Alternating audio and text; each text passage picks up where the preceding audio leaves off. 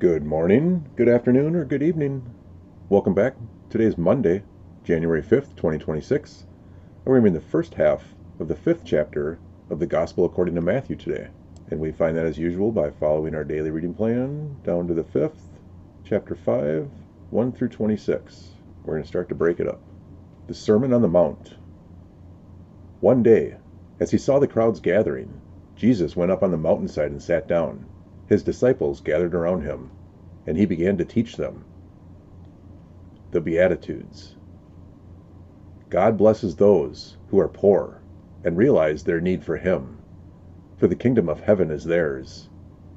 God blesses those who mourn, for they are comforted. God blesses those who are humble, for they will inherit the whole earth. God blesses those who hunger and thirst for justice, for they will be satisfied. God blesses those who are merciful, for they will be shown mercy. God blesses those whose hearts are pure, for they will see God. God blesses those who work for peace, for they will be called the children of God.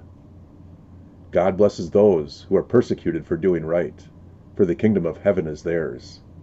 God blesses you when people mock you and persecute you and lie about you and say all sorts of evil things about you because you are my followers. Be happy about it. Be very glad, for a great reward awaits you in heaven. And remember, the ancient prophets were persecuted in the same way.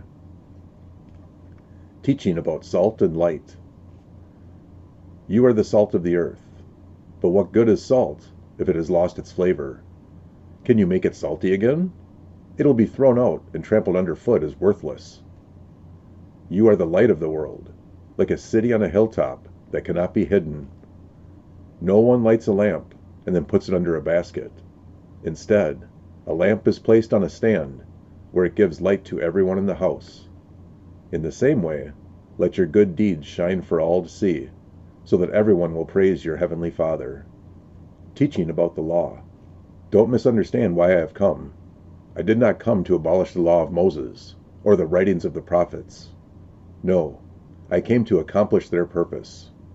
I tell you the truth, until heaven and earth disappear, not even the smallest detail of God's law will disappear until its purpose is achieved. So if you ignore the least commandment and teach others to do the same, you will be called the least in the kingdom of heaven. But anyone who obeys God's laws and teaches them will be called great in the kingdom of heaven. But I warn you, unless your righteousness is better than the righteousness of teachers of religious law and the Pharisees, you will never enter the kingdom of heaven. Teaching about anger. You have heard that our ancestors were told, "You must not murder. If you commit murder, you are subject to judgment." But I say, if you are even angry with someone, you are subject to judgment. If you call someone an idiot, you are in danger of being brought before the court. And if you curse someone, you are in danger of the fires of hell. So if you are presenting a sacrifice at an altar in the temple, and you suddenly remember that someone has something against you, leave your sacrifice there at the altar. Go and be reconciled to that person. Then come and offer your sacrifice to God. When you are on the way to court with your adversary, settle your differences quickly. Otherwise, your accuser may hand you over to the judge, who will hand you over to an officer, and you will be thrown into prison. And if that happens, you surely won't be free again until you have paid the last penny. This is where our pausing point is going to be for today. I hope you have an awesome Monday. Take care. Lord willing, we'll see you again soon. God bless.